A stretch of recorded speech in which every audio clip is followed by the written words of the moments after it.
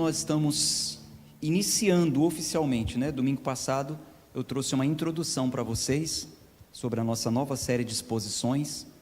Nós vamos, a partir de hoje, então, estar expondo versículo por versículo, como nós fizemos no ano passado, por exemplo, expondo as parábolas de Jesus.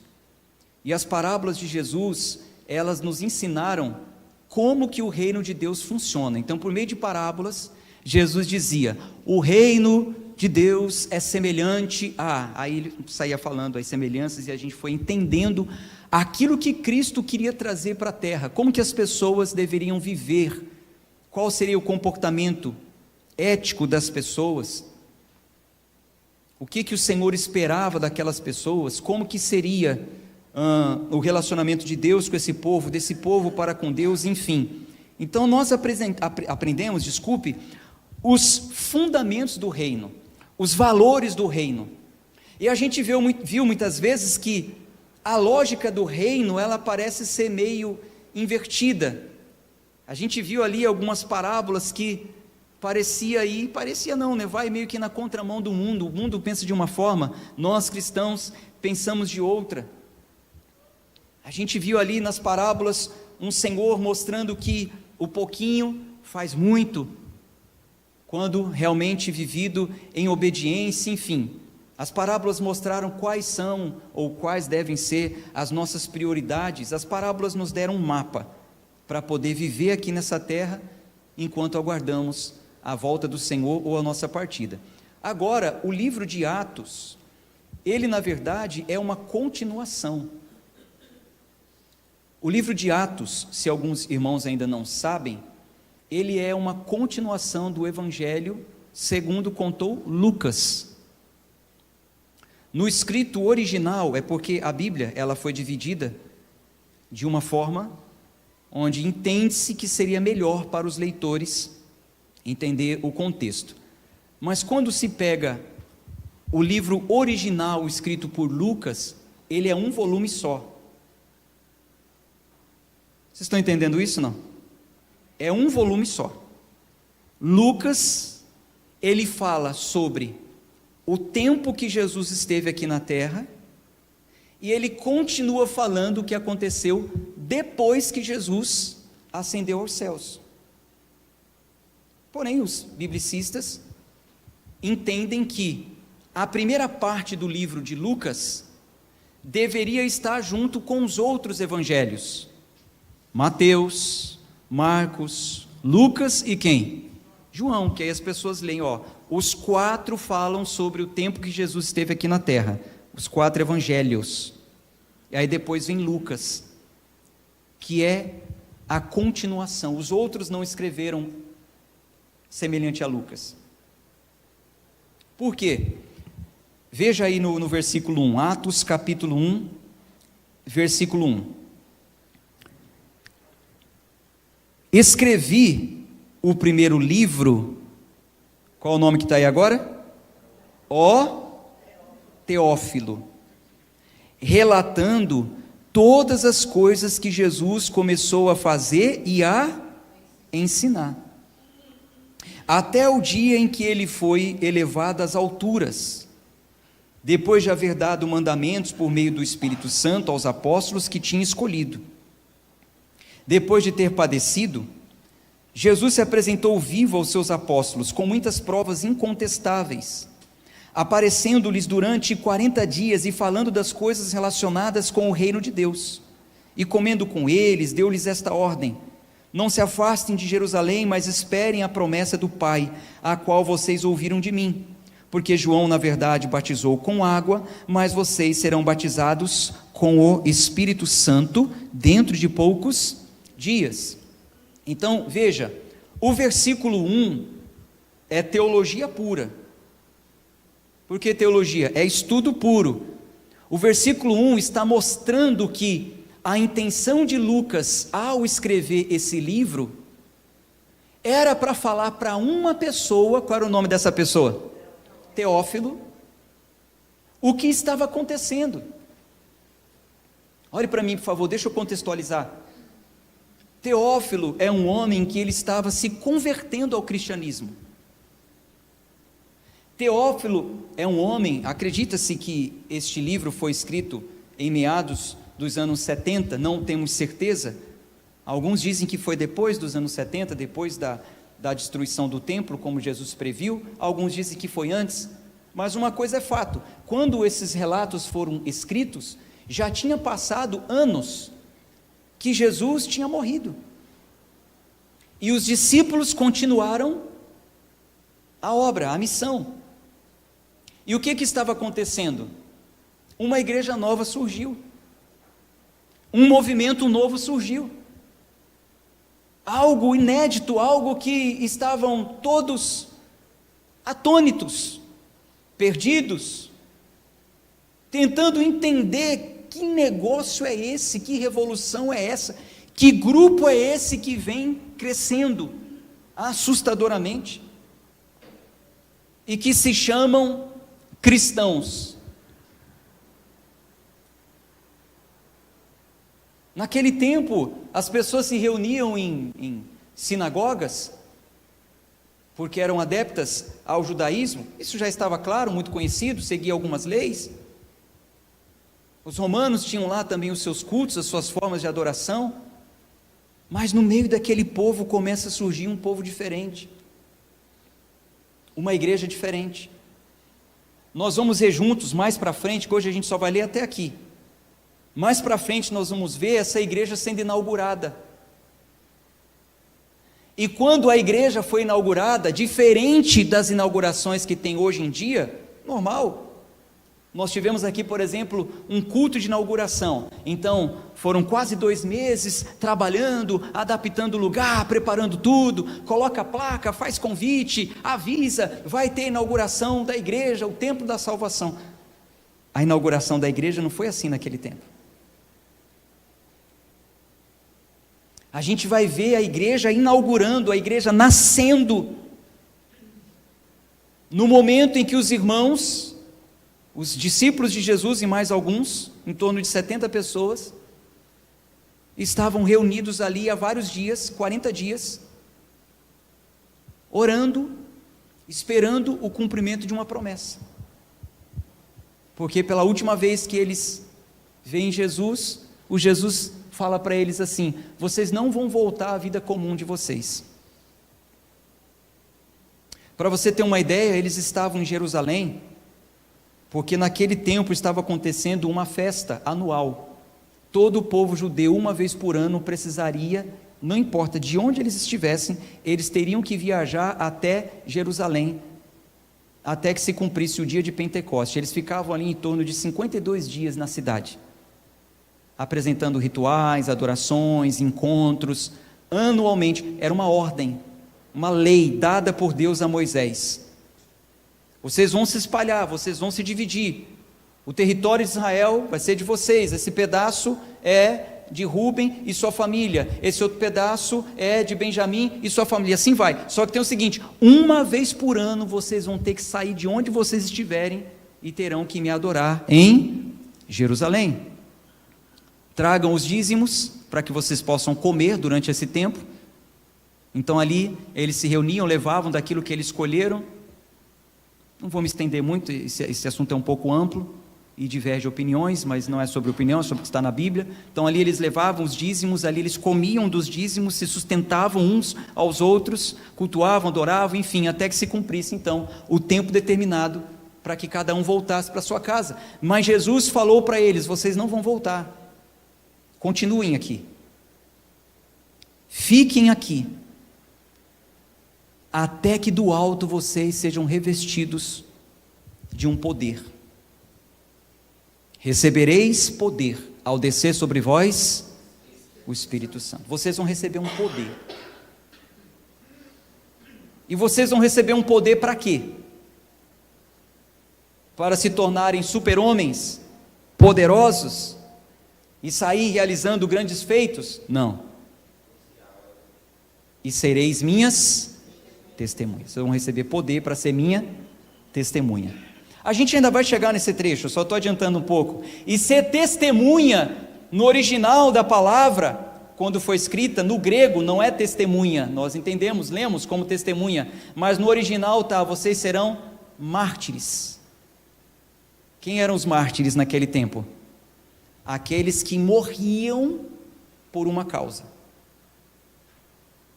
Aconteça o que acontecer, eles não abandonavam aquilo que eles acreditavam. Então vocês vão ser minhas testemunhas, vocês vão morrer por mim. Em outras palavras, vocês vão receber poder para morrer por mim, para não me negar, para fazer o que tem que ser feito. Esse é o poder que o Espírito Santo opera em nós. E aqui a gente já começa a trazer um certo alinhamento de qual a nossa expectativa para a leitura de Atos. Nós não vamos ficar lendo Atos, querendo descobrir os feitos poderosos e imitar os métodos. Não, nós vamos ler Atos para descobrir o que é ser igreja. Não perfeita, porque a gente vai ver muitos problemas aqui. Mas igreja segundo Deus, segundo a vontade de Deus. E revestidos de um poder para poder passar pelo que for e fazer a vontade dele. Então, Lucas, ele escreve para falar para Teófilo sobre um movimento extraordinário que estava acontecendo. Que negócio é esse aí, Lucas? Eu estou vendo grupos se reunirem, eu estou vendo pessoas sendo presas e lançadas na cova dos leões, só porque dizem para o império e os seus oficiais que são cristãos, não abrem mão do cristianismo, e a ordem, as cartas que estão saindo daqui, é para matar todos os que se declaram cristãos, e eu estou atônito, porque as pessoas estão morrendo por causa dessa declaração, estão aceitando entrar na cova dos leões, e quando são lançados nas covas, eles entram cantando, chega a arrepia, eles entram adorando. Eu estou vendo homens sendo pendurados em madeiros e ateado fogo, e enquanto eles estão ali queimando, eles estão louvando e adorando, cantando músicas. Eu não estou entendendo isso. Você veja que o crescimento da igreja se deu, não foi estritamente por conta de milagres poderosos, de cura, disso ou aquilo outro. O crescimento da igreja se deu em meio à perseguição, ao martírio. Quando as pessoas viam, poxa, esse povo aí é diferente, não é possível, eles estão aceitando morrer por isso. O que é isso? O que é tão glorioso, o que é tão maravilhoso para eles, que eles abrem mão de tudo nessa vida para receber isso que está sendo prometido para eles. Então, Lucas, como um bom investigador, ele faz as suas pesquisas. Lucas é alguém que não andou com Jesus, para você ter uma ideia. Lucas, ele andou com Paulo, com Pedro, e aí ele faz perguntas, como que foi isso, como que foi aquilo, ele sai investigando, conversa com um, conversa com outro, fazendo as suas anotações, para explicar sobre este grande movimento que estava acontecendo naquele tempo. E aí ele fala o que aconteceu quando Jesus estava aqui,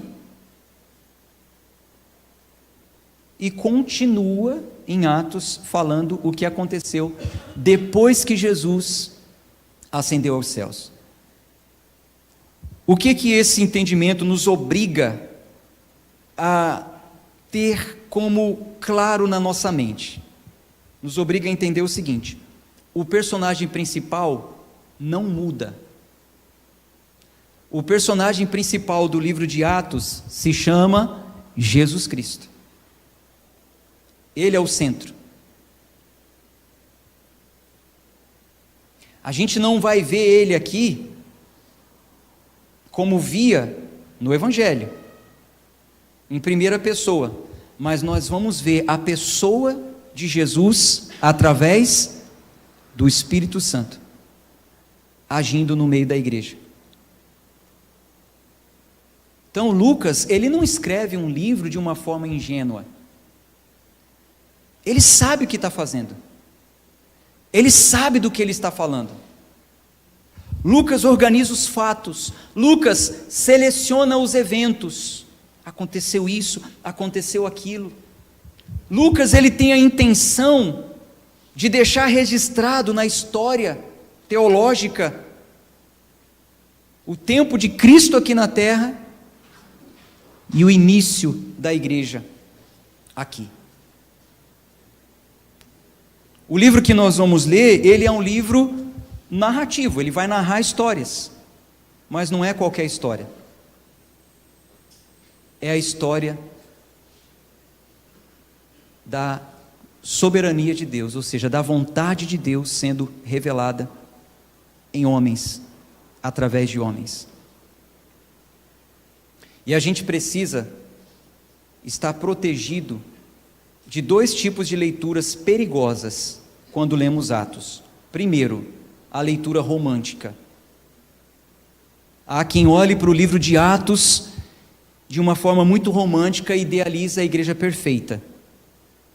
A igreja de Atos, a igreja maravilhosa, a igreja perfeita, aquilo é que era igreja e tal, sabe? Mas romantizando, achando que não tinha problema. Não, mas a gente vai ver aqui uma igreja que enfrentou muitos problemas, divisões, brigas por poder, alguém querendo mercadejar o Espírito Santo, vender o Espírito Santo, vender o poder do Espírito Santo, alguns questionando se aquele era apóstolo de verdade ou não. Enfim, a gente vai ver muita confusão aqui, mas é a igreja, é a igreja. E a outra leitura perigosa é a mística, né? Querer ler leituras narrativas, entenda, é uma leitura narrativa. Você entende isso? Ou seja, está narrando uma história, ponto. Ó, aconteceu assim, assim, assim. Não é normativa. Isso aqui é uma norma, isso aqui é uma regra. Por exemplo, alguns textos são assim. Quando Jesus, no Sermão da Montanha, entrega para as pessoas ordens, ali é uma norma. Olha, o cristão tem que fazer assim. Acerca da vingança, façam assim. Não a narração, é uma norma.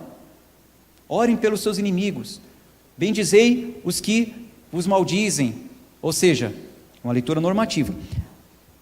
Atos é uma leitura narrativa, que está narrando uma história. E alguns pegam uma leitura narrativa e querem transformar em uma leitura mística. Quando nós veremos aqui, por exemplo, um texto dizendo que Deus, pelas mãos de Paulo, realizava milagres maravilhosos. Ponto. Pelas mãos de quem? Tem algum Paulo aqui? Paulo era um apóstolo, chamado por Cristo, testemunho ocular de Cristo, alguém que foi ordenado apóstolo, com dom.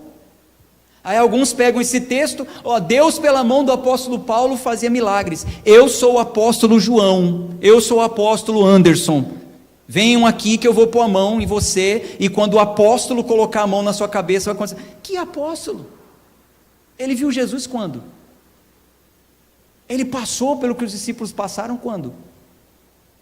Mas se nomeiam. Entende, gente? Não estou dizendo que o Senhor não possa realizar grandes feitos em nosso meio. Claro que pode, e muitos de vocês são testemunhas disso, do que o Senhor já fez na sua vida, você já viu fazer. O que eu não posso é pegar um texto desse e me apropriar e dizer, eu também sou apóstolo, assim como está escrito que Paulo, ele realizava, eu também vou realizar. Aí o texto continua contando uma história, que eu vou falar para vocês quando a gente chegar lá, o contexto dessa história, que algumas pessoas usavam pedaços das vestes de Paulo e eram curadas. E aí há quem mistifique esse texto e pegue pedaços da sua veste. Aqui, você vai levar um pedaço da camisa do pastor e vai acontecer. Você vai levar um lenço ungido, um lenço consagrado. Não é isso que o texto diz. O texto narra uma história, mas não no contexto de que aquele pedaço de pano fazia milagres. Quando a gente estiver lendo isso, eu vou te explicar. Então já se prepare. já ajuste a sua expectativa para a leitura de Atos dessa forma. Então vamos lá. Versículo 1 novamente. Escrevi o primeiro livro, ó Teófilo, relatando todas as coisas que Jesus começou a fazer e a ensinar, até o dia que ele foi levado às alturas, depois de haver dado mandamentos por meio do Espírito Santo aos apóstolos que tinha escolhido. Depois de ter padecido, Jesus se apresentou como aos apóstolos? Vivo ou morto? Vivo.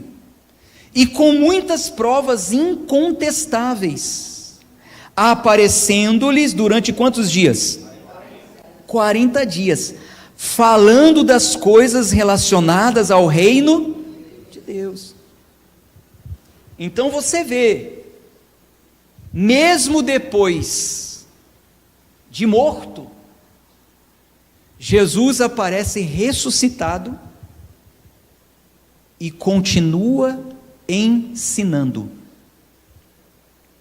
Jesus não fala para os apóstolos, quando esteve vivo, de um plano e depois se retira e deixa eles sozinhos. Jesus não chega e fala, vai ser assim, assim, assim, tal, tal, tal, o reino de Deus é assim, tá? Então façam assim, fui, já fiz minha parte. Não. Ele ensina, depois de morto e ressuscitado, ele aparece durante 40 dias e continua ensinando. Nós não temos, com certeza, todos os relatos do que aconteceu nesses 40 dias. Nós temos alguns relatos. Nós temos o relato, por exemplo, de que os discípulos estavam dentro de casa, alguns chorando porque o mestre morreu, outros alegres porque as Marias tinham falado para eles que viram Jesus como? Ressuscitado. E nós temos um Tomé ali, ouvindo aquilo e duvidando. Eu não acredito que ele ressuscitou. Eu só acredito se eu ver. Eu só acredito se eu colocar o meu dedo. E de repente o que aparece? Jesus ali. Só que o texto não relata que Jesus fez assim, com licença, posso entrar? O que o texto diz? Ele apareceu, simplesmente apareceu. Os evangelhos nos falam de um Jesus que se despiu da forma de Deus, assumiu a forma de homem, viveu como homem, andou em nosso meio como homem, corpo de homem. O livro de Atos e o finalzinho dos evangelhos começa a nos relatar como que vai ser este novo meio de vida que Deus já preparou para nós. Gente, presta atenção nisso, isso aqui é muito profundo. Jesus chega e fala que existe o mundo por vir, a vida eterna. Quem crê em mim não vai morrer, vai viver eternamente. Que negócio é esse? Como que vai ser esse negócio? Como vai ser a vida de uma pessoa depois que morre? Jesus começa a mostrar um pouco de como que vai ser isso. Porque ele aparece com o seu corpo glorificado, ressuscitado. E como é o corpo de alguém que já vive nesse novo plano? É um corpo invisível, estritamente espiritual, que só fica 24 horas no céu. Aleluia. É assim? A eternidade toda? Vou falar para vocês, quando eu era adolescente, que agora eu sou jovem, né? Jovenzinho, mas eu era adolescente, eu não tinha tanta vontade de ir para o céu quando os pastores falavam.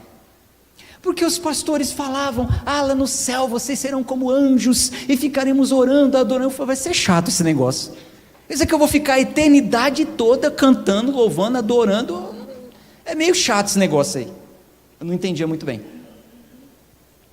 Mas Jesus, ele está nos mostrando que não é bem assim.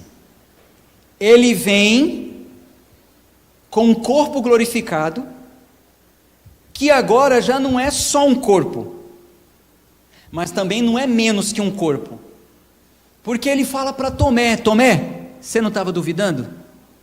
Vem aqui e faz o quê? Toca aqui, veja aqui a cicatriz, olha aqui. Jesus, ele vem depois de ter recebido um corpo glorificado e come. Ele vê os seus discípulos que estavam preocupados, tristes depois da morte de Jesus, durante aquele primeiro período. A Bíblia diz que Pedro decidiu ir pescar. Ele que tinha abandonado o ramo, porque o Senhor falou: deixa suas redes aí, abandona essa empresa, agora você vai ficar comigo o tempo todo, você vai ser pescador de homens. Depois que Pedro se vê sem o seu mestre, Pedro, em uma crise ainda, pensa: o que eu vou fazer da vida agora? Quem me alimentava era o meu mestre, quem me sustentava era o meu mestre, onde ele estava, eu estava. O que eu vou fazer da vida? Aí ele fala: vou pescar, é o que eu sei fazer. Aí foram pescar, meio que na tentativa de abandonar o chamado, né? Fui chamado para pregar, mas não vou pregar não, vou pescar. Só que aí ele estava pescando, jogando rede, não vinha nada. A semelhança do que aconteceu da primeira vez que ele foi chamado. Desta vez, Jesus, já com o corpo glorificado, aparece ali na praia. Diz o texto que Jesus aparece e fala: tem alguma coisa aí? Não pescamos nada. E mais uma vez ele disse: lança a rede. E puxa de novo, e a rede vem cheia. Quando Pedro vê aquilo e reconhece, é o mestre. Diz a Bíblia que a alegria dele foi tanta, que Pedro foi encontrar Jesus como? Nadando. Ele pulou lá e já foi de braçada. Mas como? Tem mais um detalhezinho importantíssimo. Quem lembra do texto? Pelado. Lê o texto. Do jeito que ele estava. Ele não se preocupou, talvez só de cueca, sunga, sei lá como era naquele tempo. Do jeito que ele estava. É o mestre. Pulou, foi nadando de braçada, do jeito que estava. Não tem esse negócio: deixa eu colocar uma roupa. Não, ele foi do jeito que estava, diz o texto. É o mestre. E quando eles se aproximam do mestre, o mestre: senta aí, em torno da fogueira que eu já preparei. Vamos comer esse peixinho aqui juntos. Meus irmãos, isso para mim é maravilhoso, é glorioso, porque isso nos mostra que Deus não abandonou isso que Ele fez aqui. Deus não criou o mundo, aí o homem se corrompeu e vem destruindo o mundo, e agora o Senhor, Ele vai acabar com isso de uma vez por todas, e viveremos em uma forma transcendente, celestial, a eternidade, só louvando e adorando. Não, Jesus nos mostra que vai ter mesa, vai ter encontro, vai ter comida, vai ter conversa, vai ter abraço, vai ter família, vai ter roda do lado da fogueira, uma vida comum como vivemos aqui, porém com o corpo glorificado, já não mais entregue a doenças, a morte, a traumas, a dores. Meus irmãos, honestamente, vamos ser sinceros, esse mundo está perdido, a gente fica triste, a gente fica decepcionado com muitas coisas, mas vamos lá, vamos falar a verdade, é bom viver, é ou não é? Quem quer morrer agora? Você quer morrer agora? Fala a verdade, só se a sua vida, desculpa, está uma droga. Aí você fala: eu quero morrer, você quer morrer porque está uma droga a sua vida. A minha vida está maravilhosa, melhor do que eu mereço. Eu quero é viver bastante, se o Senhor permitir. Quero viver, eu quero curtir minha esposa, eu quero curtir o Mateuzinho, quero ver ele crescendo, eu quero servir os meus irmãos, eu quero gastar, eu quero sair desse plano aqui espremido igual um limão, eu quero derramar até a última gota em prol das pessoas.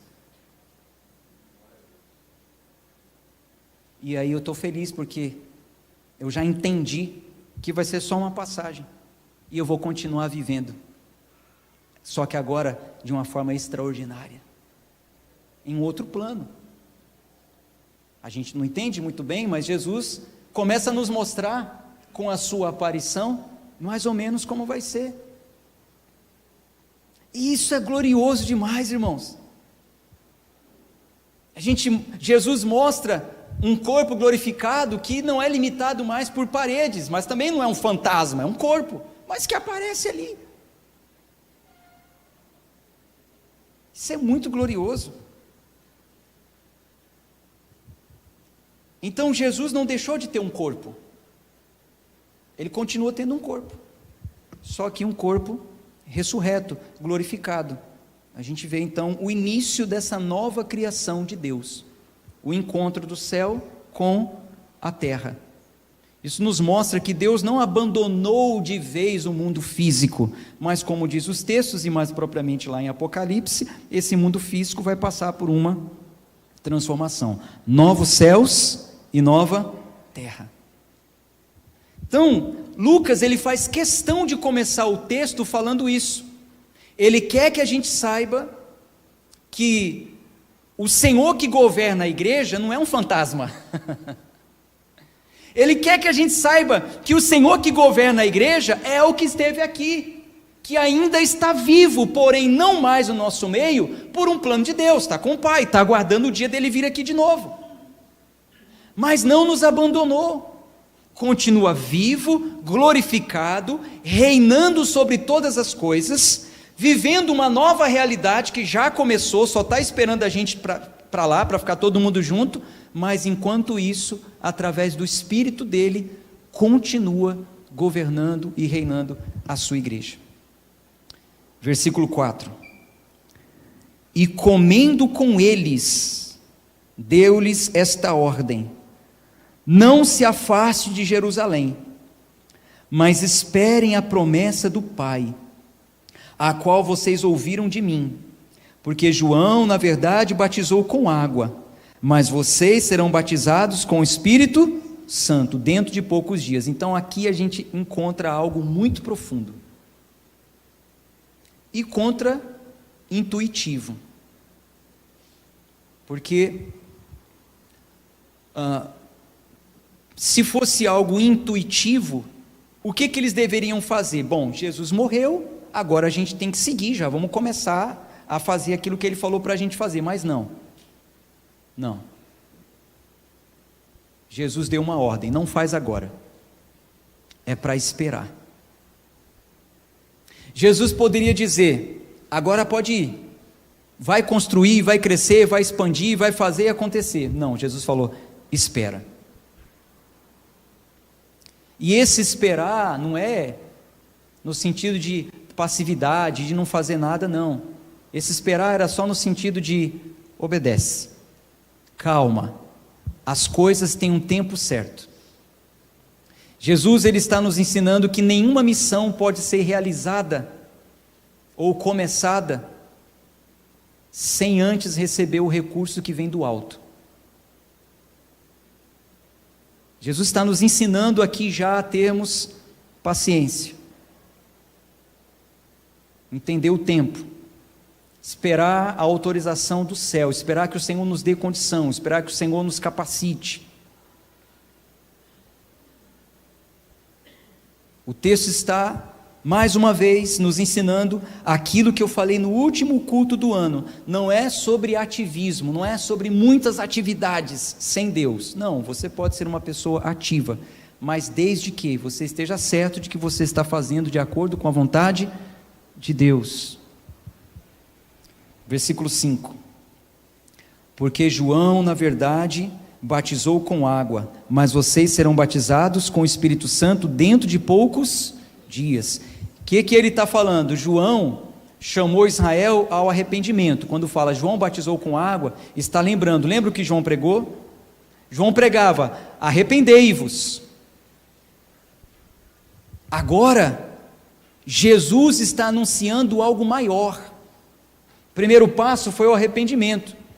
Agora Jesus está anunciando uma imersão do Espírito. Vocês foram batizados em águas porque se arrependeram dos seus pecados, mas agora vocês vão receber o Espírito Santo, não apenas uma purificação externa. Deixa eu contextualizar um pouco mais para vocês isso aqui. O batismo de João, que é conhecido como o batismo com água, aspergir a água ou entrar na água, na verdade era um ritual. Antes mesmo de João, você pode ver lá em Levíticos, que já tinha ordenanças que dizia o seguinte: quando a pessoa cometeu um pecado, dependendo do tipo de pecado, tinha várias ordenanças. Tinha situações que o pecador tinha que pegar um cordeiro, levar até o sacerdote pegava o sangue, passava atrás da orelha dele, da direita, no dedão direito, enfim, tinha um ritual lá para meio que, você está purificado do seu pecado, esse cordeiro morreu no lugar do seu pecado. Eram alguns rituais. Um outro ritual também dizia, eu acho interessantíssimo, quando alguém está olhando para mim assim, é maravilhoso, eu estou realmente entendendo que você está prestando atenção. Foi a Hillary. Parabéns, Hillary. A Hillary estava ali assim. Acho que alguma coisa deve ter mexido ali na mente dela agora. É isso mesmo. É muito bom prestar atenção. Veja, em alguns momentos, quando as pessoas se sentiam imundas por um pecado e confessavam ao sacerdote, ele levava a pessoa até um rio com águas correntes e ali realizava o ritual de purificação. Tem até uma passagem que diz: e aspergireis sobre vós água pura e sereis purificados. Então aspergia a água, como que se aquela água levasse aquela imundície. Entende? É daí que, infelizmente, alguns que interpretam mal a Bíblia dizem para as pessoas que o batismo nas águas é para deixar os pecados ali. Os pecados ficam ali. Não, a água não tira pecado de ninguém. De ninguém, tá? Quem tira o pecado foi Jesus. O batismo hoje tem um outro sentido isso que eu explico na formação de membresia. Então, o batismo de João era com esse sentido. Você está arrependido dos seus pecados, comece uma nova vida, deixe tudo para trás, é uma purificação externa. Mas o batismo de Jesus, que era o batismo com o Espírito Santo, era uma transformação interna. É Deus trabalhando dentro da pessoa. É dentro. Por isso, meus irmãos, que toda experiência externa, toda, desconectada da doutrina, do ensino, da Bíblia, ao invés de edificar, ela passa a confundir. As pessoas ficam confusas, só confunde. Então não é sobre experiências externas. Não é sobre o Pentecoste, o Espírito que desceu como fogo, isso, aquilo, não é sobre isso. Não pode desconectar o que aconteceu fora, sem o ensino genuíno, sem realmente o que a Bíblia dizia, sem a transformação que teria que acontecer primeiro dentro da pessoa. Sem essa transformação interior, essas coisas externas só se tornam vaidade religiosa, é só vaidade. Não há mudança nenhuma. Então o Espírito Santo, ele vem, ele desceu, ele foi prometido para nós, não para produzir em nós experiências. Entenda isso. O Espírito Santo não é para a gente sair de um culto falando: hoje eu estou cheio do Espírito Santo. Por quê?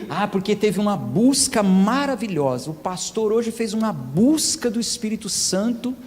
A gente buscou, vem, Espírito Santo, eu te adoro, Espírito Santo, eu te amo, Espírito Santo, eu te exalto, e não sei o que e tal.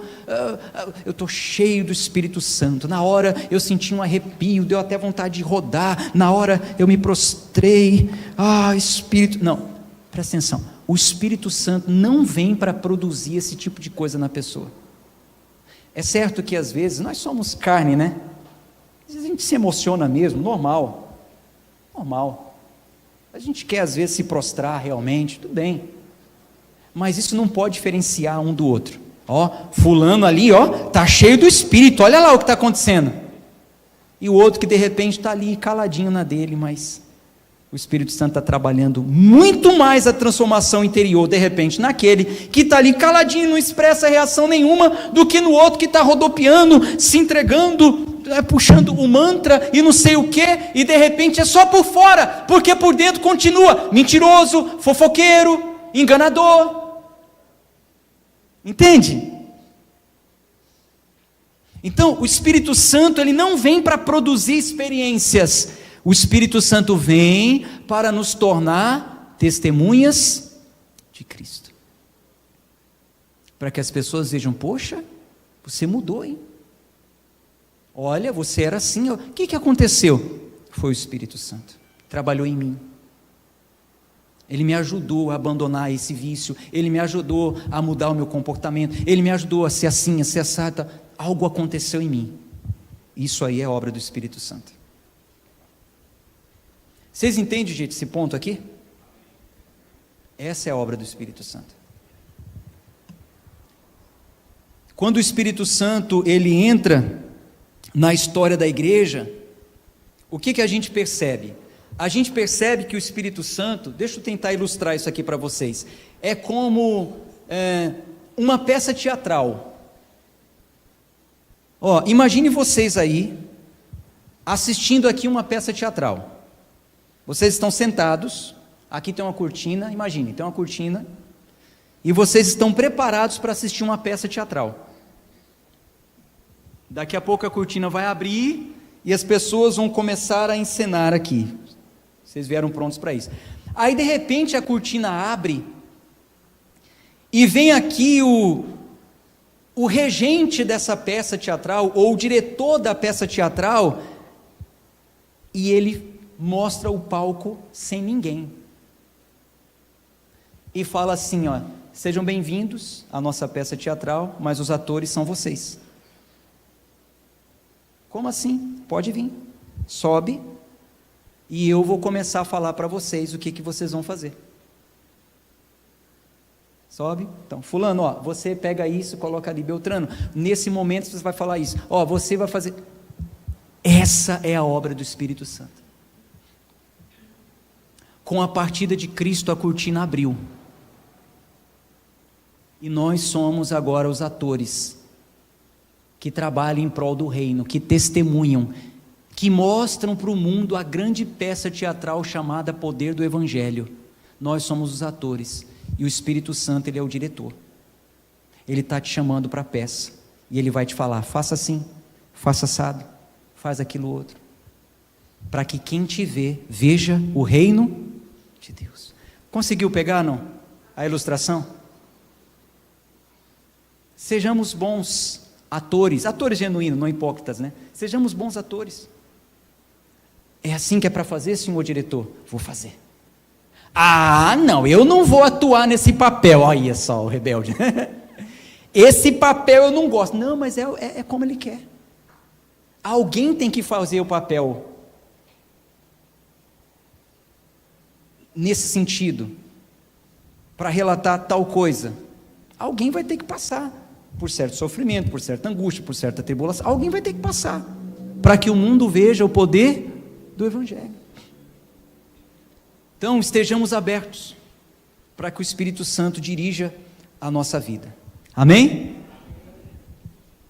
A gente precisa entender que o livro de Atos, ele nos ensina o seguinte, que a igreja cresceu, só que a igreja não cresceu pelo marketing que fizeram, porque tinha um grande estrategista ali dizendo, olha, a placa tem que ter a cor tal, né? Como hoje, naturalmente hoje, a gente se reúne aqui, aqui está a nossa igreja, gente, vamos pintar de que cor, não sei o que, sabe? Não, a igreja não cresceu assim não. Hoje alguns se reúnem, algumas lideranças se reúnem, e vão se adequando ao mundo, não, mas vamos fazer isso, porque é isso que está atraindo gente para a igreja, agora a moda é a igreja da parede, vamos pintar de preto, porque isso está atraindo, nada contra, gente, a parede pode ser preta, vermelha, azul, o importante é o evangelho ser pregado. Agora, sabe o pragmatismo, vamos fazer o que dá certo? A igreja não cresceu porque eles ficaram discutindo qual vai ser o nome da nossa igreja. A igreja cresceu por causa da pregação fiel. A pregação fiel. A pregação da palavra. Sabe por que a igreja cresceu? Porque apesar das lutas, olhe para mim, irmãos, porque apesar das divergências que às vezes acontecia no meio de uma unidade. A gente vai ver tanta coisa daqui para frente, meu Deus, eu estou empolgado. Você vai ver uma vez que chegaram até os apóstolos e falaram assim: apóstolos, as esposas dos helenitas não estão recebendo a mesma assistência que as esposas dos fulanos, as ex-esposas, as viúvas, porque a igreja se comprometeu em dar assistência para quem ficasse viúva, órfã e tal. Aí chegaram para reclamar que tinha um certo nepotismo ali, algumas recebiam uma cesta básica maior, outras menor, mas nem por isso a igreja deixou de ser igreja, nem por isso as esposas dos helenitas falaram: então eu não vou mais para a igreja, não teve isso. Surgiu um problema, levaram aos apóstolos, os apóstolos, pela sabedoria de Deus, falaram o seguinte: eu não tenho condição de ficar resolvendo isso aí não, eu tenho que me preocupar de ler a Bíblia e pregar o evangelho e orar. Se eu for ficar agora preocupado em fazer cesta básica para doar, e quem vai ler a Bíblia, quem vai pregar, quem vai estudar? Então é o seguinte, vamos escolher no nosso meio 7 pessoas cheias do Espírito Santo, aprovadas pela comunidade, e eles serão os responsáveis pelas distribuições. Ali oraram e o Espírito Santo confirmou, e foram separadas pessoas para isso. E honestamente, irmãos, eu estou vendo a hora da gente fazer isso aqui, porque não dá para ficar separando cesta básica, fazendo isso, fazendo aquilo, né? A gente precisa de ajuda. Vamos escolher no nosso meio pessoas que ficarão responsáveis pelas doações, pessoas que ficarão responsáveis pelo patrimônio da igreja, pessoas que ficarão responsáveis por ir visitar aqueles que já faz dias que não vêm. Porque às vezes eu até reparo, fulano não veio, mas a gente precisaria de gente para ajudar a formar um grupo, formar uma equipe, que observe: olha, fulano não veio essa semana, e esse grupo se reúna, vamos lá na casa do fulano. Por que só o pastor tem que ir? E às vezes não consegue, às vezes não dá tempo, tem tantas atribuições, aí daqui a pouco tem lá um fulano, domingo eu faltei, ninguém me ligou, ninguém mandou mensagem, o pastor não veio aqui, não vou mais lá.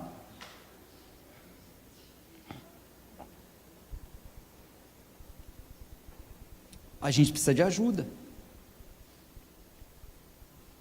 Então a gente vai ver que essas coisas aconteceram, mas apesar de tudo isso, a igreja permaneceu unida. Sabe por que a igreja permaneceu unida? Porque tinha doutrina, e a gente vai estudar a doutrina. Tinha doutrina.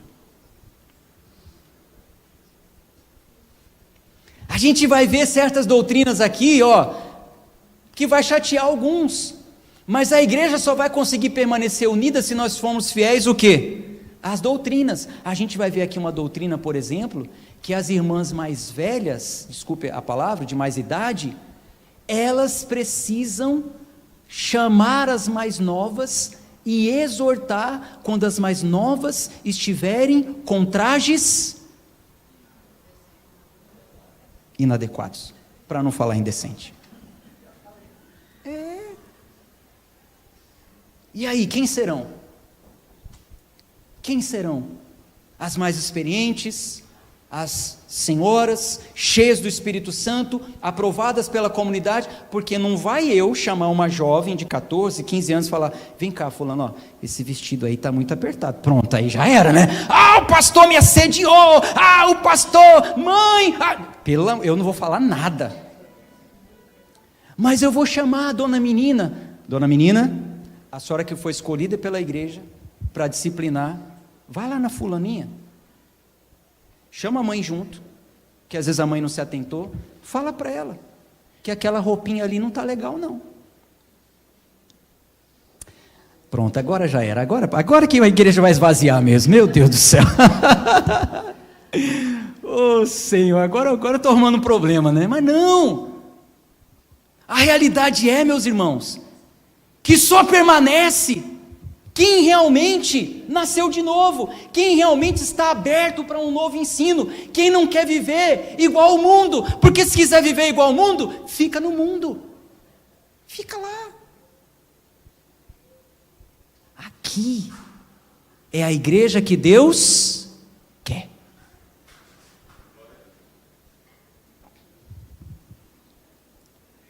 Eu vi o Léo ali. E Léo, olha o pastor pegando no seu pé. Mas eu falo isso porque a gente tem intimidade. Eu vi o Léo ali, eu lembrei que quando eu tinha 14 anos, antigamente não chamava nevou não, chamava fazer reflexo. Ou fala reflexo também? Hã? Mas agora tem um nome, nevou, né? A moda é nevou, tipo, chegou o fim de ano, Natal, então nevou, vamos colocar um branquinho no cabelo. Aí, rapaz, eu fui inventar, eu tinha quase 13 anos, eu fui inventar de fazer o reflexo, ó. Jovem, mas eu já estava candidato ali para entrar na obra de Deus. Falei, vou fazer. Aí colocaram aqui uma touca, né? Aí puxa os fios, não é assim? É sério, estou falando sério, seríssimo para vocês. Aí passou o loirinho lá, eu cheguei na igreja lá com reflexo e tal. Vem, ó Espíritos. Rapaz, o obreiro Newton me chamou. Vem cá. Que negócio é esse, rapaz? Que negócio é esse? Você está doido? Você está aí candidato a entrar na obra de Deus. Aí quer dizer que você quer ser um oficial da igreja. Você imagina um pastor com cabelo igual ao seu? Você acha que está certo um negócio desse? Que moral você vai ter para pregar a palavra, para orar pelas pessoas, igual os jovens do mundo? Mas me descascou, me rasgou. Glória a Deus por este homem de Deus. Em um contexto religioso meio falso, mas como eu falo para vocês, tinha umas gotinhas de verdade. Sabe? Pelo amor de Deus, você é coisa de jovem, adolescente, está tudo certo, Léo, ficou até legal. Tem nada não, daqui a pouco cresce, corta e deixa pretinho, tá? Vai ficar melhor. Vai ficar melhor. Mas aí não, aí eu vou ficar chateadinho, porque o pastor falou para o seu bem.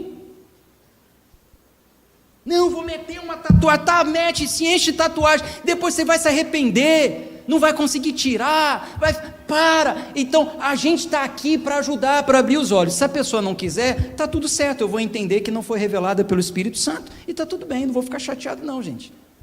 Mas eu também não posso esquecer que eu prestarei conta. Então, nós vamos começar a apertar um pouco mais o laço, deixando o Espírito Santo trabalhar. Amém? Amém. Opa, gostei, hein? Pensei que ia... Eu quero ver domingo que vem, né? Vamos ver domingo que vem. Então a igreja cresceu porque a pregação era fiel. A igreja cresceu porque tinha doutrina. A igreja cresceu porque o avanço foi promovido pelo Espírito Santo, não pela força humana. A igreja suportou sofrimentos porque sabia que quem estava governando era o Espírito Santo. Irmãos, em nome de Jesus e por obra do Espírito Santo, a nossa igreja vai crescer. Só que o crescimento não pode ser com base no nosso marketing, no lobby, no trazer o famosinho para a cidade ficar com... Não, a nossa igreja tem que crescer por obra do Espírito Santo.